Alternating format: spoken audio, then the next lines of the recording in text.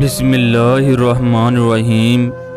ख़वातीनो ज़राअत पाकिस्तान के सूबा KPK में अल्लाह का ऐसा मुजज़ा हुआ जिसे देखकर हर आंख अश्कबार हो गई।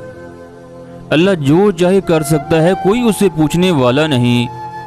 अल्लाह का ये मुजज़ा देखकर वहाँ पर मौजूद तमाम लोग अल्लाह अकबर के नारे लगाने लगे।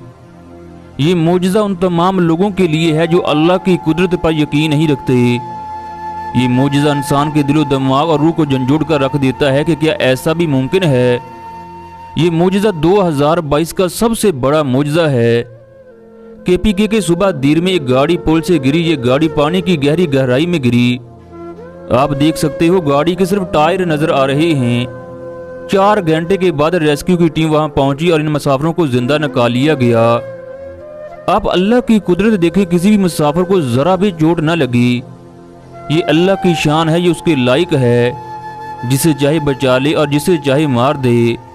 अगर आपको अल्लाह की कुदरत पर यकीन हो तो वीडियो को लाइक कर दें और चैनल को सब्सक्राइब कर लें। दोस्तों, आज पाकिस्तान में सैलाब की वजह से क्या सूरत हाल है।